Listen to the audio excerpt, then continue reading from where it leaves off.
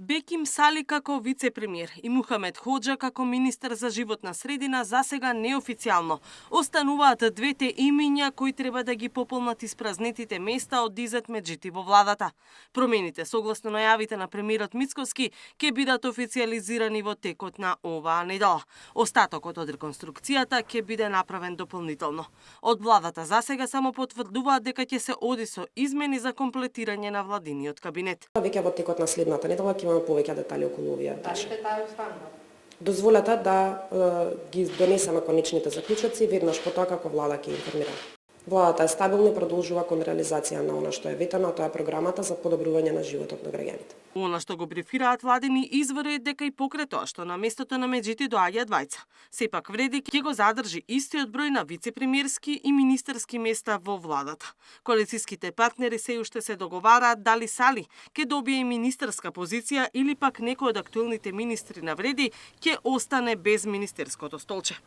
Политичките аналитичари велат дека двофазните промени се политички полесно решение за Мицкоски, кој очигледно за кадровско освежување во владините редови од неговата ВМРО-ДПМН ќе го чека партискиот конгрес. Од една страна, мала реконструкција која не бара враќање на мандатот е политички полесна и политичките преговори околу остварувањето на таквата реконструкција би биле полесни, но таа нема да исполни неговата главна цела, тоа е ресет на владиниот кабинет и на довербата на граѓаните во владиниот кабинет. За тоа е потребна поширока реконструкција, но таа доаѓа со покомплицирани политички преговори.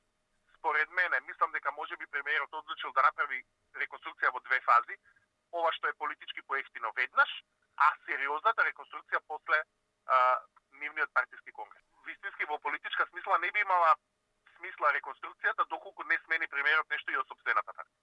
Аналитичарите децидни дека реформи ќе мора да има и во опозицијската СДСМ ако сака да го поврати политичкиот кредибилитет по лошиот резултат на локалните избори. При тоа Арсовски вели не се доволни само кадровски промени. Козметички промени електоратот ќе ги види веднаш и нема да донесат никаков политички бенефит.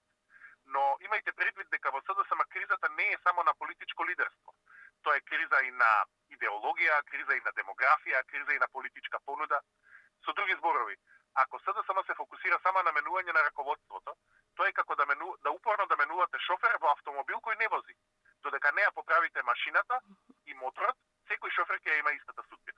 Филипче минатата недела најави централен одбор на СДСМ, а до крајот на годината и конгрес на кој ќе се анализира изборниот пораз, па врз основа на тоа ќе се прават и промените. Од СДСМ се уште нема конкретни чекори. За сите информации, како што и претходно информиравме, а се поврзани со внатрепартиски случувања, со промени, секако дека ќе информираме јавноста навремено, сите процеси за кои што е поставено прашањето и се тема на прашањето се секако во тек. Катерина Нешкова, Сител телевизија.